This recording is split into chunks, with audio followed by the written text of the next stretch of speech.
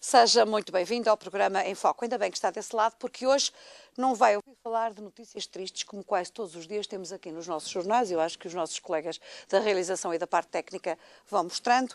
Não vai ouvir falar de tragédias nem desgraças. Pelo menos vamos tentar, durante hora e meia deste Em Foco, estar um pouquinho contra a corrente, porque é insuportável ouvir falar mais de crise, de desgraça, de tragédia, de cortes de ordenado, de cortes de subsídio de Natal. Portanto, hoje o Em Foco acha que Em Foco deve estar mesmo a boa disposição. Desde já, muito obrigada aos meus convidados. Começo por apresentar a Nádia Lima, que é psicóloga, e o Bruno Teixeira, que é da Associação Paz Paz, e que me disse há instantes que há 10 anos que não via televisão, o que se calhar é um motivo porque anda sempre bem disposto. Aqui deste lado está o Miguel Ribeiro. O Miguel Ribeiro hoje, que eu quero apresentar muito especialmente a minha prima Mafalda Torres, que é um caríssimo colega daqui também da Regiões TV, de um programa muito bem disposto, que é o Rosa Choque. Depois, ao lado, está a Joana Gibler, mais conhecida pela Joana Banana, da Escola do Riso, que nos vai explicar como é que estas coisas do riso também se podem aprender. E mais à frente um bocadinho está o Fernando Batista, que é da Risoterapia. Muito obrigada, ainda bem que vieram. Espero que ponham os nossos espectadores um pouquinho mais bem dispostos depois desta situação tão cinzenta que andamos todos a viver. Começava aqui pela Nádia. Nádia, é realmente bom rir, enfim, virar a cabeça um bocadinho do avesso para que os dias não sejam tão tristes, não é? Claro que sim, acho que nós temos enfrentado dias muito complicados e, acima de tudo, eu acho que tudo passa mesmo por processos internos que nós estamos a viver, não só externos, mas internos, porque todos temos problemas, todos temos situações extremamente complicadas de vida no nosso passado, de certeza que já passamos por situações complicadas e, enfrentando agora uma crise a nível nacional e não só, política e económica, claro que tudo isso mexe connosco, não é? E que se calhar quanto mais informação temos, esta é a minha opinião, quanto mais informação temos, pior é.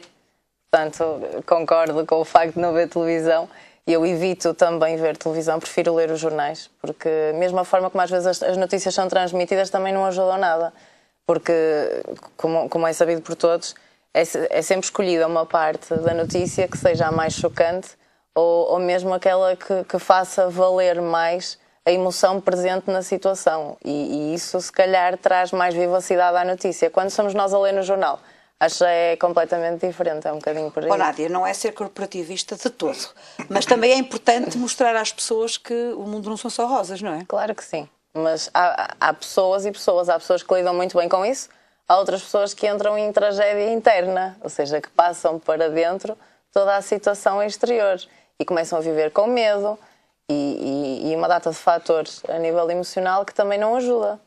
É um bocadinho por aí, não é? Porque depois começa tudo a fechar, começa a fechar a restauração, começam a fechar lojas e uma data de coisas porque as pessoas entram no medo. E o medo é uma emoção extremamente bloqueadora. E contra o medo, Joana Gibler, como é que se reage ao medo? Como é que se pode reagir ao medo de uma forma que se encara a vida de uma forma um pouco melhor? Porque não é por acaso que nós fizemos este programa, nós conversámos aqui há pouco sobre isso, é que, de facto, as pessoas começaram a perceber, não apenas em Portugal, mas eu estou-me a lembrar, por exemplo, na Dinamarca, onde eles dizem que são felizes, se calhar têm melhores condições de vida, onde há estudos em Portugal até sobre a economia da felicidade, que é uma coisa estranhíssima. Mas como é que se pode reagir ao medo? Ana Banana, já agora gostava que dissesse aos espectadores quem é Ana Banana. Exatamente. Pronto, o medo vem de um pensamento e o mais fácil é simplesmente utilizar o corpo para transformar esse pensamento em outro. Eu, quando entro numa sensação de medo, simplesmente vocalizo essa emoção, tipo... e depois misturo essa vocalização com um pouco de riso. Faço assim... Ui, estamos aqui. Ui, não há nenhum tostão no banco. E o riso faz catarse a emoção, começamos a libertar as endorfinas, embora não estejamos mesmo a rir a sério, mesmo que seja simplesmente algo como já ajuda a fazer a transformação de uma emoção para outra e não ficamos presos no medo. Porque o medo prende-nos, não é? E depois o medo, se fica no corpo muito tempo, passa de uma emoção para uma patologia, passa para uma depressão ou para um estado de estresse que desgasta o corpo. Então, nós, eu e o Fernando, estamos a promover formas muito simples de lidar com emoções que aparecem todos os dias, utilizando o nosso corpo para afetar a nossa mente. A Joana tem uma situação muito particular, que é do nariz vermelho também, e lida com crianças, essas sim, com situações verdadeiramente difíceis, que são crianças normalmente que estão internadas em hospitais. E esse é um desafio muito grande e muito interessante, não é, Joana? Sim, e aliás, é algo que me dá uma realização na vida incrível, porque tenho testemunhos tipo de crianças que já estiveram hospitalizados e que têm que voltar a ser hospitalizados e dizem aos pais: é aquele sítio onde estão os palhaços. Ou seja, nós conseguimos tirar o medo da hospitalização, o medo que a criança tem para com os enfermeiros ou com os médicos. Fazemos com que uns conheçam os outros com as brincadeiras, fazemos com que aquilo vira uma família. Ontem estive no Hospital Pediátrico de Coimbra e estava na cirurgia e aí havia uma criança que começou a andar atrás de nós. E então, botamos o nariz ali, estás contratada. E ela, de todas as relações públicas aqui deste serviço, todos os novos temos que apresentar a todos os veios e ela veio conosco e as tantas estavam todas as crianças, tipo, como se conhecessem em toda a vida. E esse é um pouco o nosso papel, além de fazer rir, é humanizar o espaço e tirar o medo. Joana, o riso é uma forma das pessoas contactarem com alguma facilidade maior. Também é isso, não é? O riso é o ponto mais curto entre duas pessoas. Quando nós... essa gostei muito. Quando nós olhamos... Vou fazer um exemplo aqui. Olho nos olhos desta pessoa que não conheço de lado nenhum e começo assim. Venha comigo. Largue um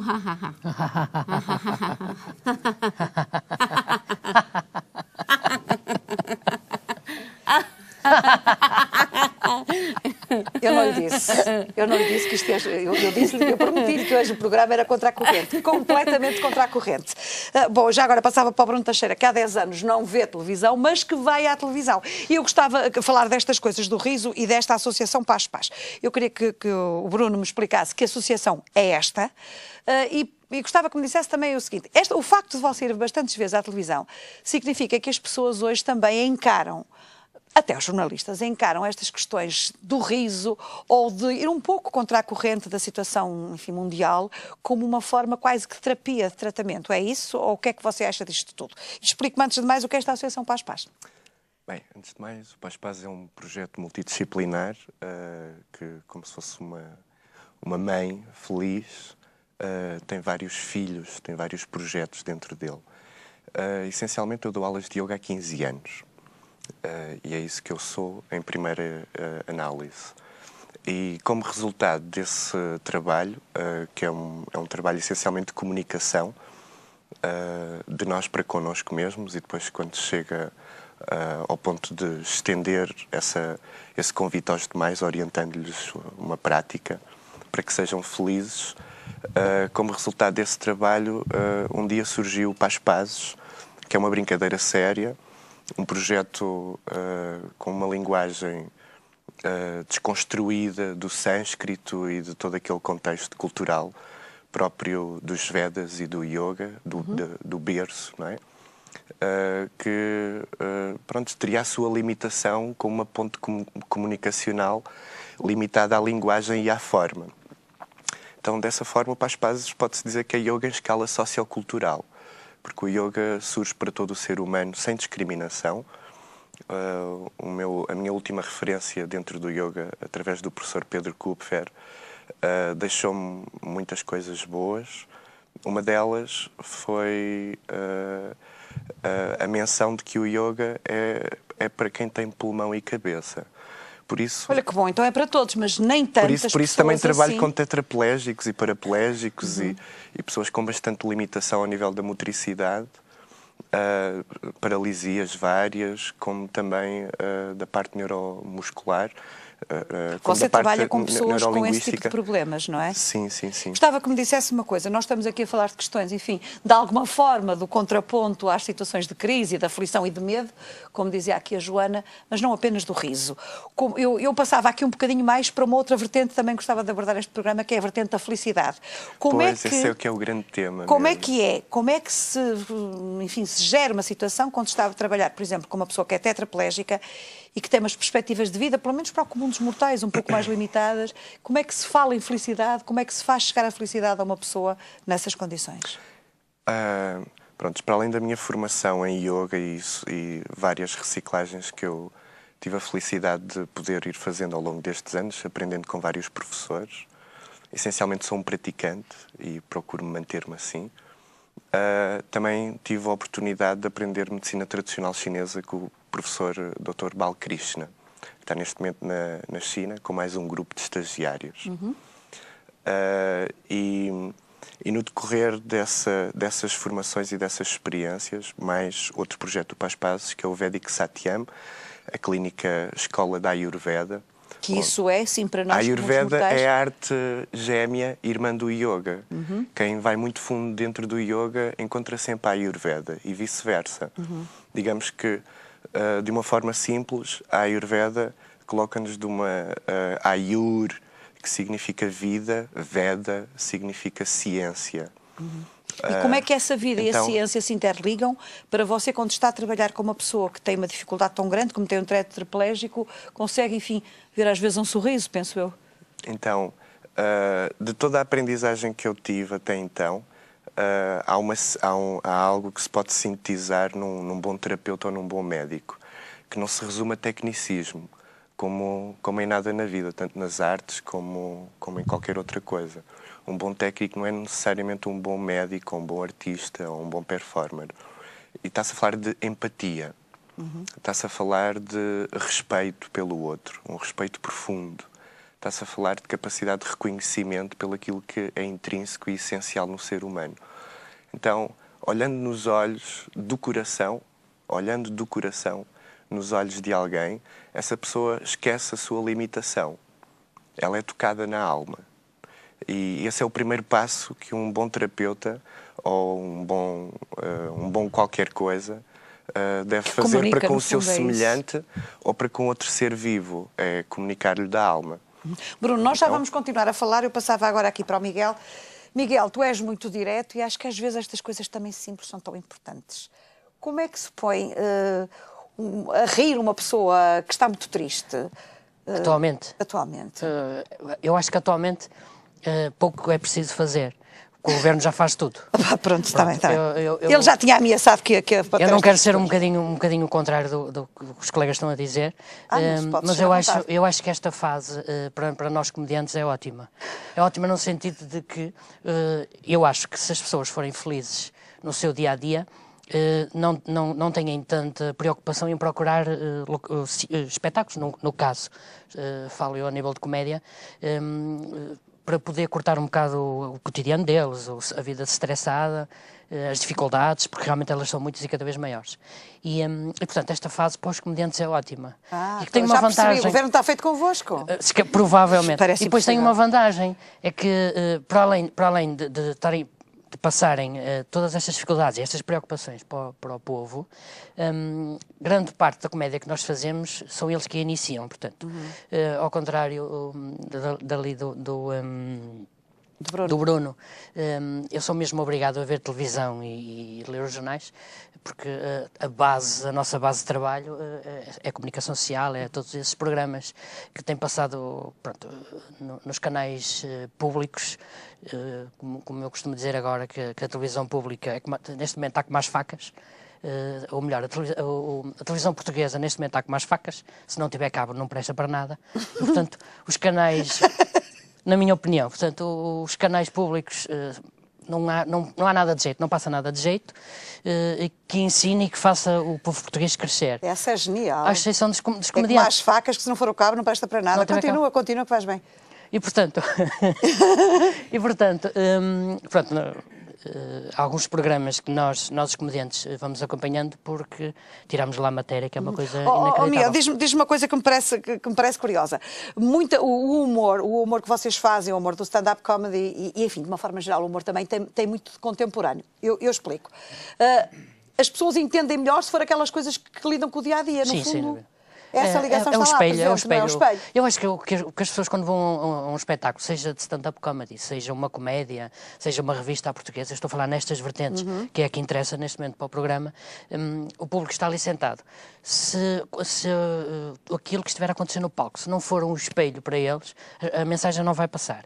E, portanto, é normal nós basearmos-nos muito no dia-a-dia. Eu tenho um exercício que faço muitas vezes, pelo menos uma vez por semana, faço sempre, que é ir para já falei nisso aqui num programa, vou para o Norte Shopping com um bloco e sento-me na Praça da Alimentação.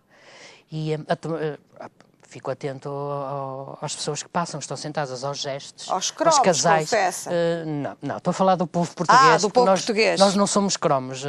Se nós analisarmos o que está a acontecer, e falávamos nisso antes do programa, a questão a mais clara agora que é da aprovação do orçamento, em que os senhores deputados e os funcionários não lhes vão ser cortados o subsídio de Natal nem de férias.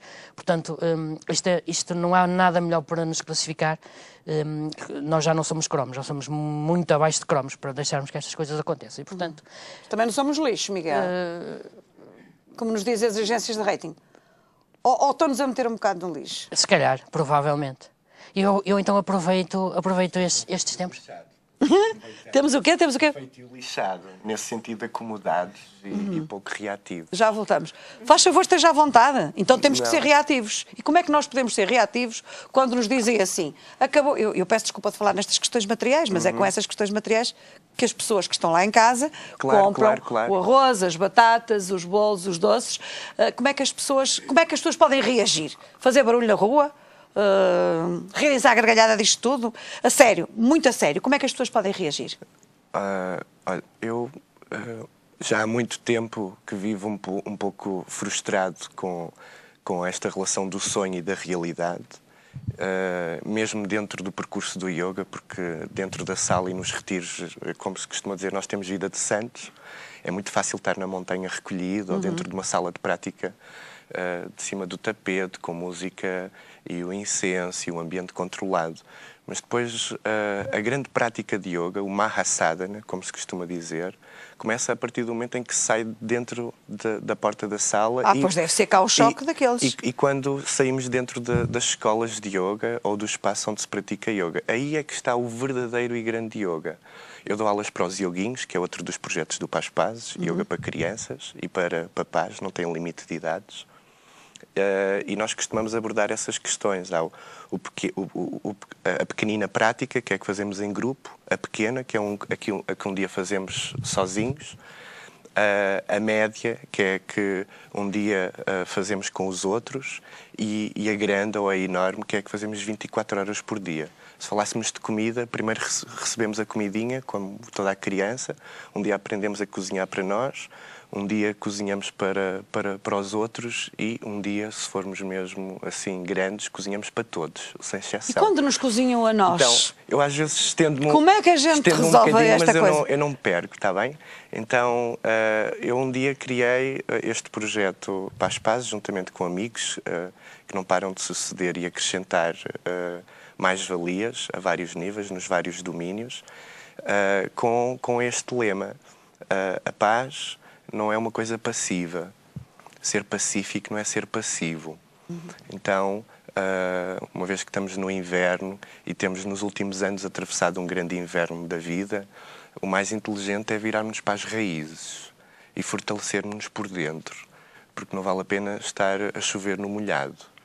Então, o Paz Paz surge precisamente num contexto de reação a uma série de circunstâncias, aqui há 7 anos, que culminaram com um ano depois da guerra no Iraque. E surge, nesse sentido, do yoga maior, participativo, reativo, de uma forma pacífica, como uma forma de convidar as pessoas a manifestarem-se com inteligência e com eficácia. porque durante muitos anos eu cheguei a participar de algumas contestações, vários contextos, desde a questão dos animais até políticas. E achou, e peço desculpa que também quero passar para os outros convidados, achou que chegava lá e que depois que não tinha... Não, eu ficava envergonhado, porque eu via pessoas a beberem, a fumarem ganzas, a dizerem não há guerra, não... Quer dizer, assim, desculpem esta reação, mas eu ficava chocado com aquela incoerência e com aquela violência toda e grande contradição perante os temas que estavam ali, de facto, a serem debatidos. E então, juntamente com mais uns amigos, decidimos fazer uma manifestação com ferramentas da paz, como meditação, dança, música, arte, coisas que quando estamos a fazer, estamos em paz ou a ficar em paz, não lesionamos os demais e até criamos esse efeito multiplicador. Não funciona no nosso país, não funciona essas ferramentas. Como é que não funciona? Não funciona, no nosso país essas ferramentas não funcionam. Então como é que as pessoas podem reagir? Para já cuidarem de si de uma forma não egoísta. Deixa-me ouvir o... Na minha opinião não funciona, essas ferramentas não funcionam no nosso país. Nós já somos pacíficos, ou melhor, eu não diria pacífico. Mas essa é a grande arma do português. Sabe? A solução está na educação. Fernando, já lá vamos. Deixa-me só ouvir aqui. Nós temos uma educação do... deixa lá, pronto. Eu até ia reclamar, mas nem vou reclamar porque não quero chatear. Esse é o problema, porque nós somos falsos connosco nesse sentido. Exatamente, é isso. Se nós fôssemos verdadeiros connosco, provavelmente quando vamos votar não votávamos em determinado partido. Ou não votávamos simplesmente. Ou manifestávamos o nosso desagrado, mas perante tudo na nossa vida. Eu acho que a gente, realmente não o fazemos. A gente pode manifestar o desagrado de várias formas. Faltando às urnas, eu acho que não é a melhor forma de... Eu acho que a grande arma do português toda a moeda tem verso e reverso. E se o português é tão comodista, ele devia ser inteligentemente comodista. Se não houvesse uma votação em massa, eu acho que isso seria, até mundialmente, uma grande estalada de realidade. Poderia ser uma forma, tipo, não há ninguém ali para que escolher o mal menor. E como estamos em democracia, cada um tem a sua opinião, que é ótima. Já agora, mas deixa-me só concluir também o raciocínio. Quero ouvir o raciocínio daqui do Miguel relativamente à passividade. Tu achas que o povo português é de facto passivo? Não tem reagido? Sim. Não tem sangue de barata? Tem, eu acho que sim, eu acho que tem. Não são só vocês cómicos que dizem essas coisas. Verdade. Depois do que nós vemos aqui nos jornais, depois destas, às vezes, algumas reações terríveis, situações que têm aparecido na última semana, achas que os portugueses têm sangue de barata? Estão assim muito calminhos, muito quietinhos? Os portugueses estão muito acomodados eu acho que eles se identificam muito como os coitadinhos e, pronto, olha, o que é que vamos fazer? Temos que pagar. Nós não temos que pagar, nós temos que reclamar, nós temos que bater o pé, porque se o governo está... é o povo que o elege e, portanto, nós deveríamos bater. Há muitas formas de reivindicar, há muitas formas de dizer não pode ser assim. E eu acho que a gente acomoda-se um bocado. E todos nós temos que fazer a nossa parte. Nós os comediantes vamos fazendo a nossa parte, somos pouquinhos. Toda a gente sabe que a cultura está pela hora da morte.